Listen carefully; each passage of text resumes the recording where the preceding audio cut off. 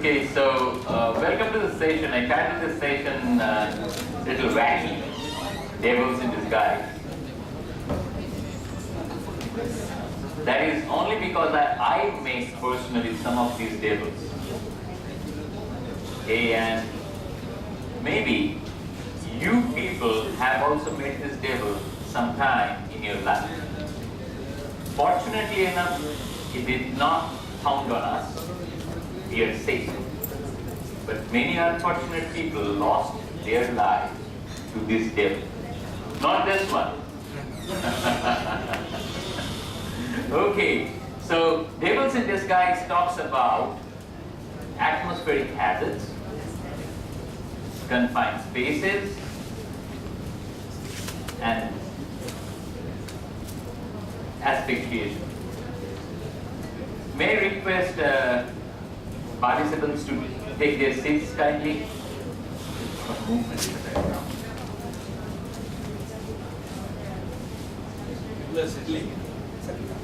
Kindly settle down.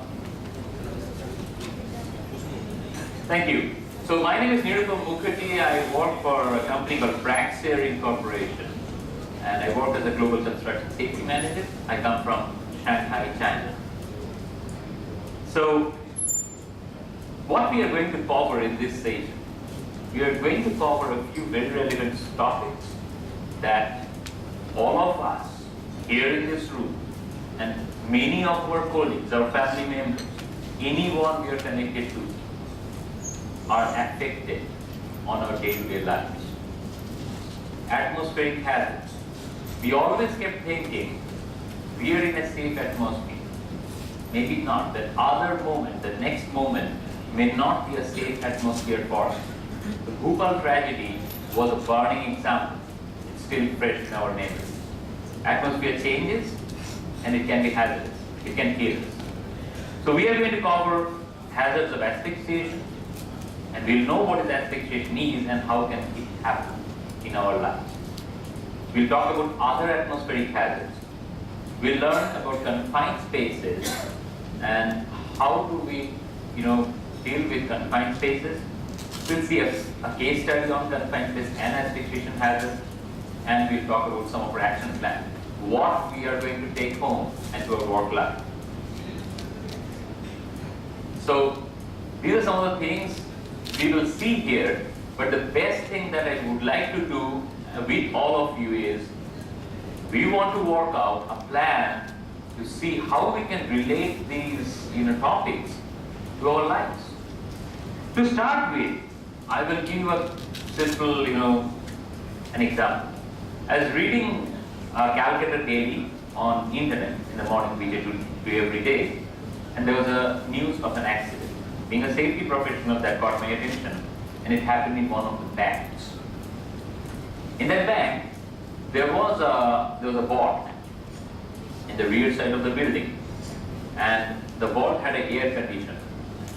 Two security guards were feeling hot. It was a hot summer afternoon, night.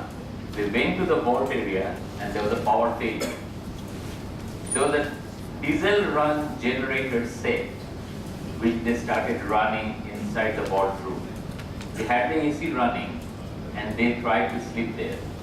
Next thing in the morning, both the gentlemen were dead. Carbon monoxide poisoning. A deadly devil that can found any moment if we are careless. I was in a doctor's chamber with, he was a child specialist that took my kid. So the doctor's chamber was kind of an apartment. There was a nursing room attached to the doctor's chamber. And the way to the washroom was, beside the nursing room. So I felt necessary to go to the washroom, and suddenly something caught my attention. There was a domestic diesel generator set inside the closed room, and where there are nursing mothers with their infants, nursing for at least half an hour, and many of them do that every day. The first thing I did that day when I went to the doctor, I shared the concern. I said, "Sir, can you imagine a mother with a child asphyxiating in your table?" He said, "What are you talking about?" I said, come, I'll show you. And this is what I was explaining. He said, yeah, I think you're right. He's a doctor, right? He's a physician. He knows what is carbon monoxide, what the levels are, what the safe levels are. I went back to the doctor after 3 months. The generator, the connections, everything was intact in its place. Okay, so let's see what is asphyxiation. Asphyxiation is simple. Deprived of oxygen where we are, and we suffocate. There is not enough oxygen in the atmosphere. There is not enough oxygen in our lungs, and as a result, there is not enough oxygen in our blood and in our brain. When and how? How does oxygen depletion takes place? We have around 21% oxygen all the time around us. Very simple. In any industry, it can happen if there is a release of gases that can displace oxygen, nitrogen, argon, hydrogen. Any gas that can displace oxygen from the atmosphere will cause depletion of oxygen level in the atmosphere, and we suffer asphyxiation. Inadequate ventilation. We are into a process where constantly we are using oxygen, right? We are using up the oxygen, we are emitting fumes, and there is no ventilation, no fresh supply of air. Another potential possibility for asphyxiation.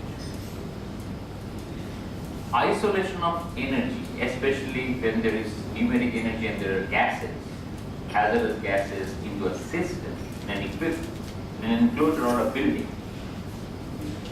Workers gets into such environment or workspace every day, millions of them all over the world. There are thousands of case studies where people got asphyxiated just because a pipeline leaked or these gases were released unintentionally and workers got asphyxiated. Confined spaces, these are deadly spaces. Please respect any confined spaces. We have a couple of slides on how to identify confined spaces, what we need to do about confined spaces. We'll talk more about that. But when you identify confined spaces, teach people to respect them. Almost 30% of confined space accidents and fatalities occur involving rescues. People attempting to rescue or evacuate a victim in a confined space suffered the same fate as the victim. They either got killed or got admitted in the hospital. Inadequate precautions, maybe overconfidence. Cleaning, welding, painting kind of activities in a confined space also may lead to asphyxiation. Now this is a quick summary which shows how long can we survive if we survive without food. Somebody says maybe people may survive for 3 weeks. There have been cases where people got caught inside debris of broken buildings due to earthquakes. They were rescued maybe 3 weeks later, they were still alive, very feet below. 3 days maybe without water. Difficult, but there is a possibility. Without general air, without adequate air supply, maybe 3 minutes. But if your air supply has zero oxygen, maybe just one breath, and we are almost dead. I mean, it doesn't happen that way. We'll show in 3 slides how death occurs when there is depleted oxygen in the air. But it's that dangerous. It is insidious, it's sudden, it happens without any warning. And that is why this topic, asphyxiation, is so important in all industries. Now, significant oxygen levels, we must know this. Oxygen above 23.5% can be deadly. Not because if we inhale more oxygen, it's going to be hazardous immediately. It's also there is another part to it. It is that an oxygen-enriched atmosphere can often become flammable. highly flammable. Things which does not catch fire normally can immediately leap into flames with high concentration of oxygen. 19.5% is the minimum level we need to survive in ambient air.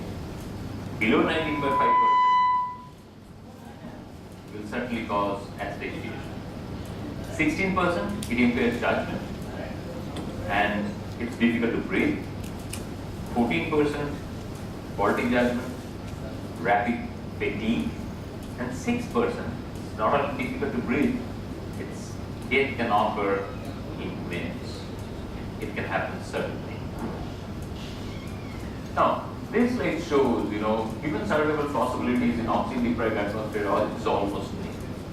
Now, if you look at our lungs, in our ambient atmosphere, there is around 21% of oxygen. The lung capacity. The lung capacity is around 5 liters. And what we do when we inhale? We inhale approximately around 2 liters of air inside the lungs. Now we will do a simple calculation to understand how the concentration of oxygen changes in our lungs when we inhale oxygen depleted air.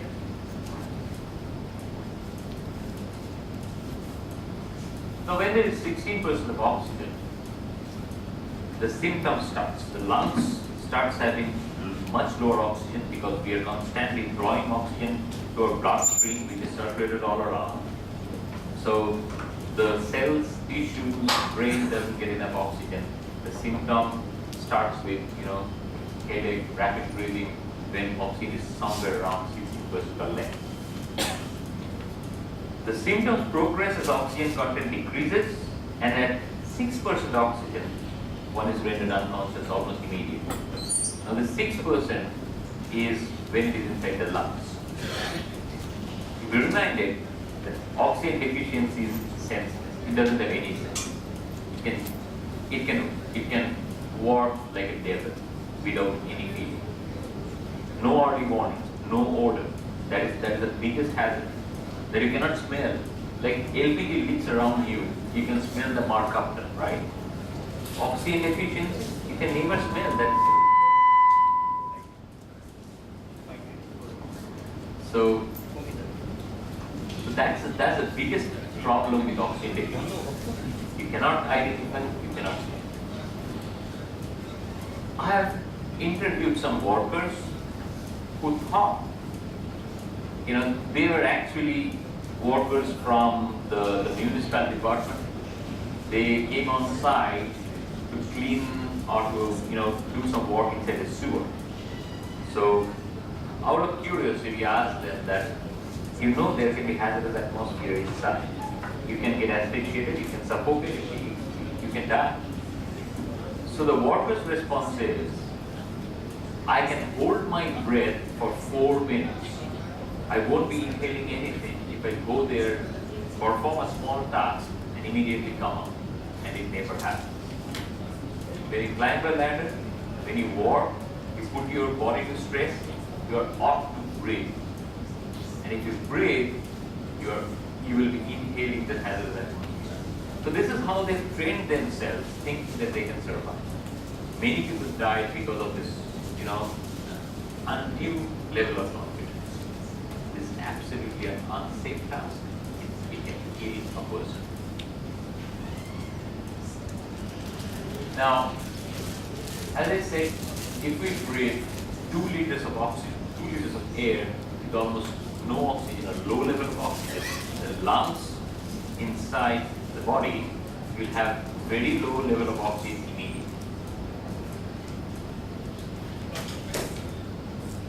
And as soon as the level goes below 6%,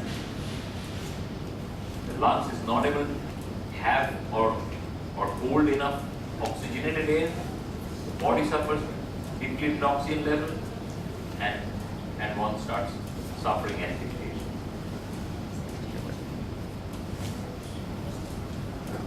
So it is like this. In an oxygen depleted atmosphere, it's like a number of failures takes place at the same time. It's like having a stroke, a heart attack, and a kidney failure, all happening at the same time on one person. Now, where can oxygen asphyxiation happen? It can happen when a person enters into a confined space.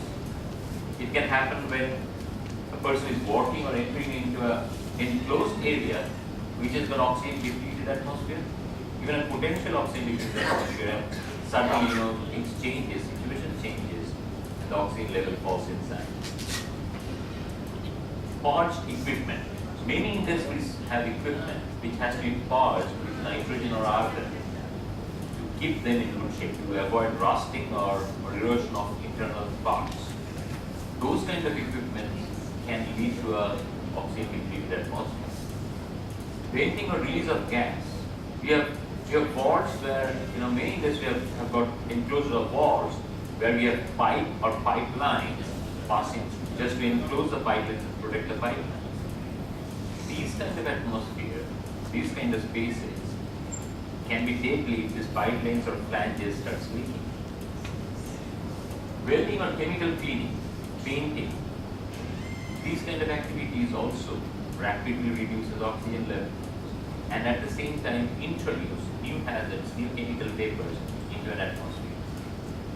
Leakage from equipment or piping is also a major cause of asphyxiation.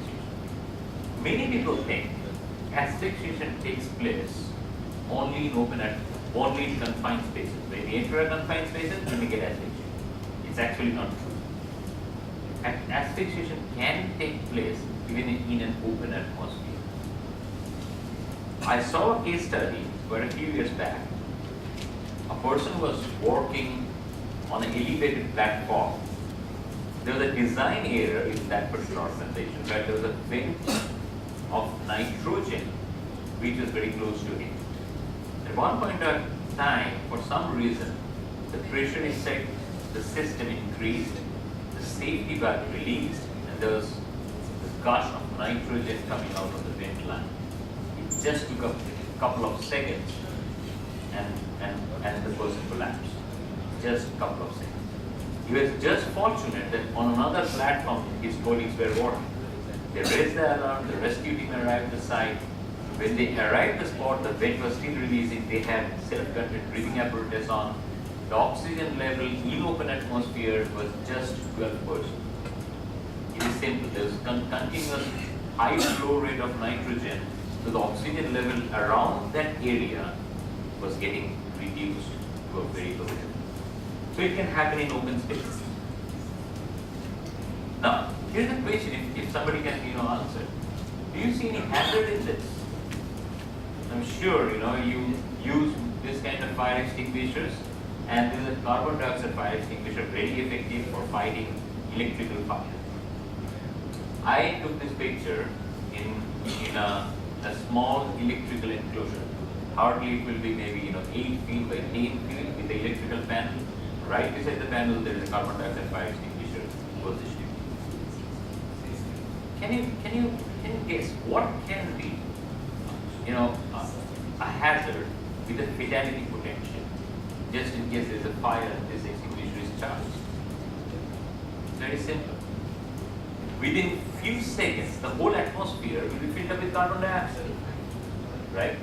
Have you ever thought of what is the safe level of carbon dioxide?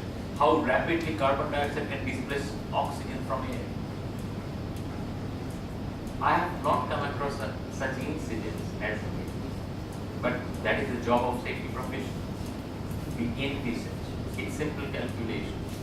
5 kg of carbon dioxide released in open atmosphere, 10 feet by 8 feet by 8 feet cubical. Just calculate. You will find the oxygen level depleting to at least 14 to 15% within minutes. And the person who is doing a firefighting gets involved into another emergency, and that's a medical emergency. It is asphyxiation. He loses sense, unable to fight the fire, and dies there because of asphyxiation. So these are some of the things we need to look around. Innocuous, apparently innocuous, but they are not. Some of the other unseen hazards, we have oxygen deficiency, oxygen depletion. In a confined space, we may have flammable atmosphere. 14 years back, I came across a case study in the construction industry, not in. A tank was getting fabricated on site. 3 workers. One worker was an accident gas cutter, and 2 of the other workers were his helpers. They were doing gas cutting work inside this spherical tank. They entered through a manhole in the morning, were doing gas cutting work, and they came out in the afternoon for lunch. They left the gas cutting torch, hoses inside. After 1 hour they came back. They went inside and smelled acetylene. They had doubts, but they thought this is normal because we are doing acetylene cutting. They light the torch, and within a fraction of a second, the whole sphere exploded. The whole sphere exploded in almost like 2 separate parts. It was brief tapper. You can imagine what would have happened to the 3 workers. All 3 died in absolutely unrelated forms. What happened? Acetylene leaked in the atmosphere inside. There was no ventilation. It started accumulating. The atmosphere inside was highly flammable. The first spark converted this sphere into a live explosive device, like a bomb. All of us use liquid petroleum gas in our homes, right? And in India, we have those cylinders coming in all the time.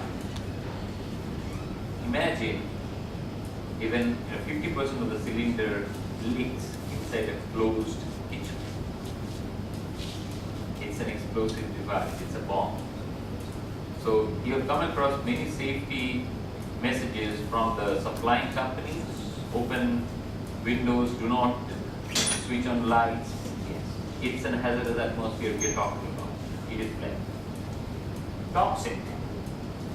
Toxic atmospheres are caused by toxic gases. Carbon monoxide poisoning. I was talking about a few minutes back. It's dead. Other hazards, engulfment. I'll show you a picture about engulfment. It's also very, very dangerous in a confined space.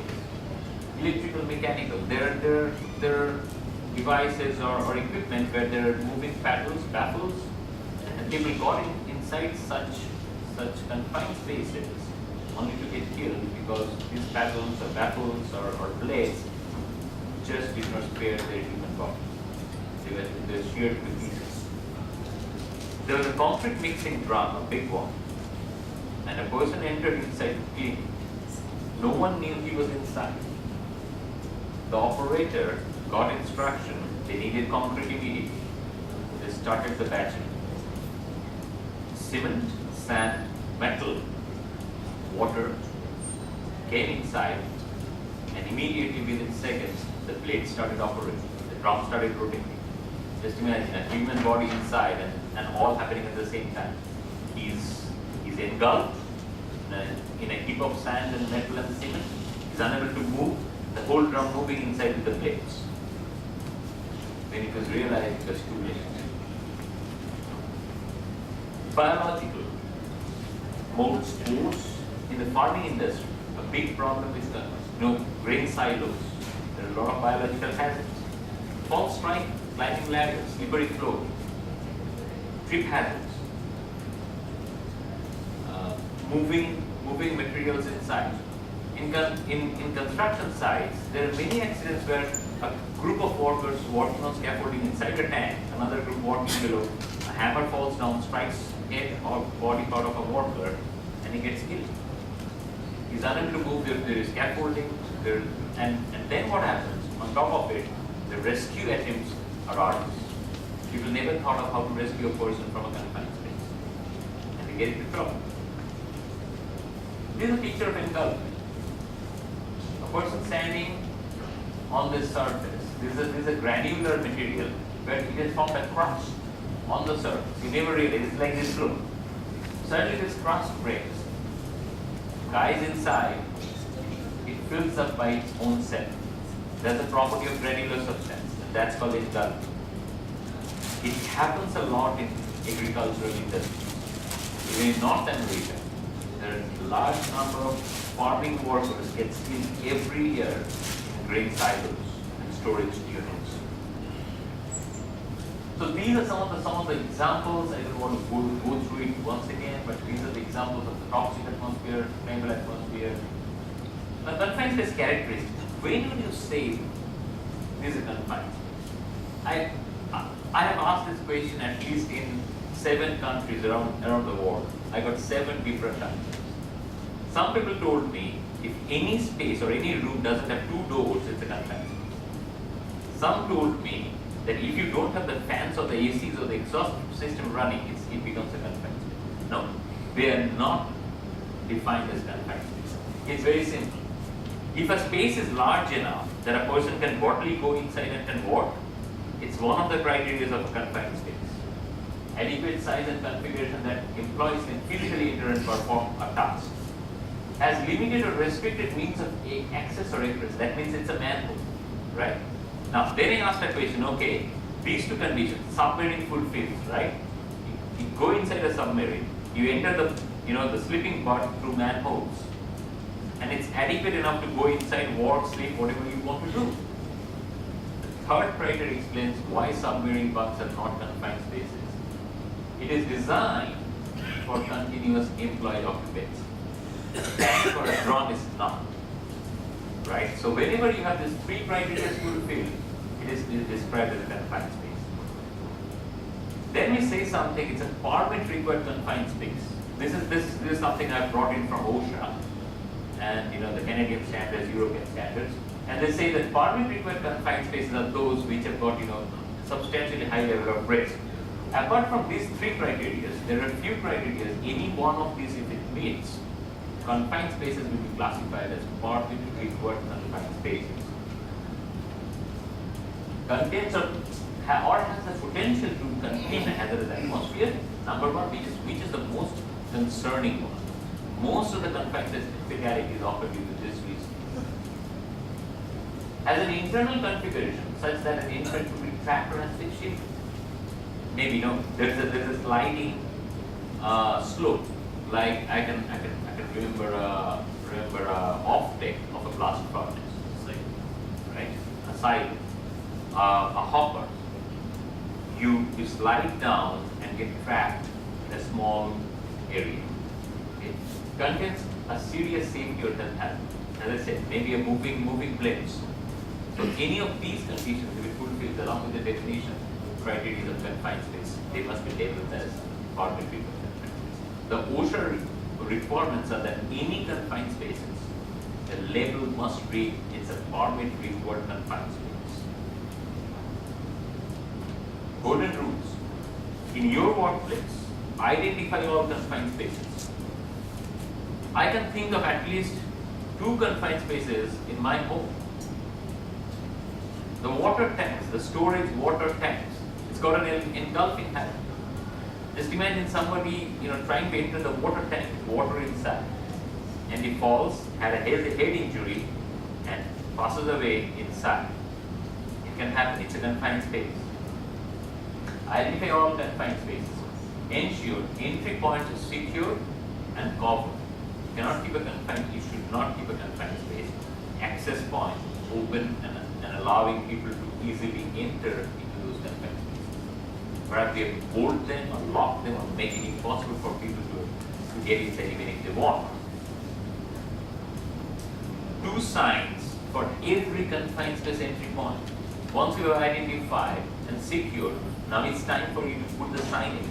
Now, some people tell me, it's crazy, I just put 1 sign. Why do you need to sign something? There's a logic behind it. I have a confined space manhole and I put a sign on the manhole. The reason of putting another sign beside on the body, beside the manhole is that we had such situations. Somebody has opened the manhole and kept it upside down on the floor. So now the second person comes up, he doesn't know that this is a confined space. That is why the OSHA requirements are to put 2 signages at the entry point of every confined space. Confined space permit for opening the cover and to enter. That is what the requirement is. Atmospheric monitoring. What kind of hazards are there in the atmosphere? before entering inside is a mandatory requirement. Now, many people think if I use an oxygen monitoring device, it's good enough. No, it is not, because maybe the atmosphere inside is having carbon monoxide or methane. Oxygen monitor will only detect levels of oxygen. It will not detect the other hazardous substances. Training for confined space workers. This is a highly specialized training from a specially trained trainer. Ventilation, another important task. We'll show you some pictures about ventilation devices, non-ventilation devices. Attendance. Every entry into confined spaces must have a full-time attendant, or we call it a manhole watch, outside the manhole, and this person is responsible for keeping contact and to monitor the people working inside. Prompt and effective rescue plan and arrangement. I've asked in various of my, as part of my work, as part of my education in safety engineering, I've asked people that, okay, now you have a board inside a tank. Can you explain how we are going to, bring out this person? Some responses are, sir, there is an overhead manhole, bring in a crane and put the hook of the crane inside, suspend the person on the hook and bring it up. Okay, now show me where you're going to bring the crane in. And the crane, maybe having a radius of 30 meters, there is not even a single inch of space within the radius of 50 meters around the tank that you can park the crane.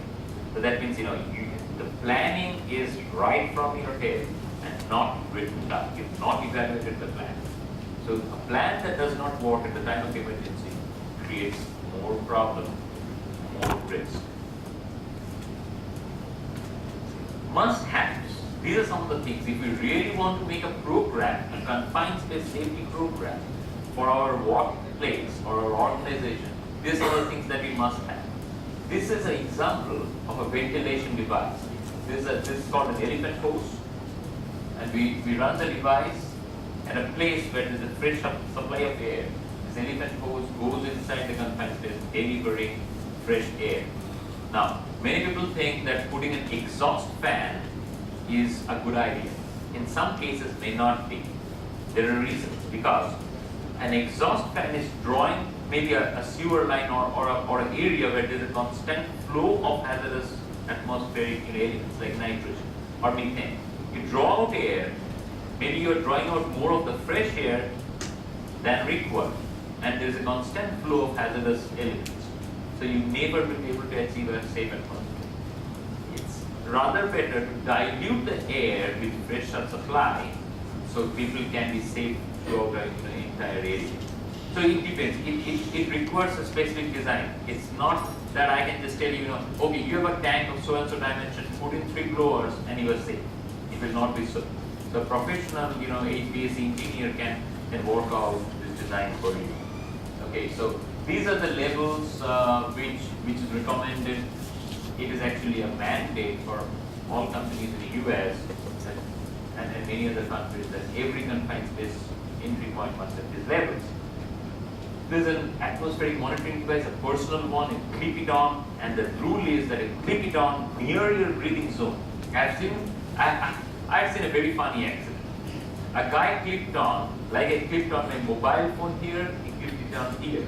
And you're supposed to inspect an equipment by entering his head.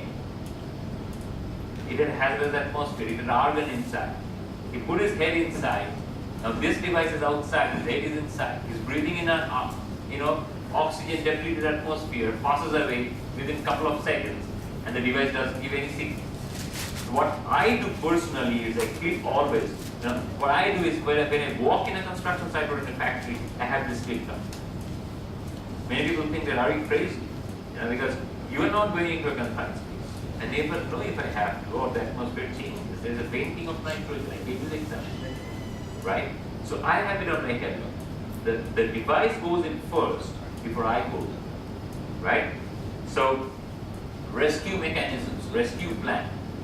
What and how we are going to do this. Nothing here, everything in procedure on paper. Now, saying this, I told you many stories. Let us see an investigation. It's a 10 minutes, 11 minutes video from the Chemical Safety Board of the United States of America. This happened in a facility in US called Valero. Now this I can share with all of you because this is an open video, an open investigation in the internet. If you go to this Chemical Safety Board website, you can view that. There is no restriction in viewing this video.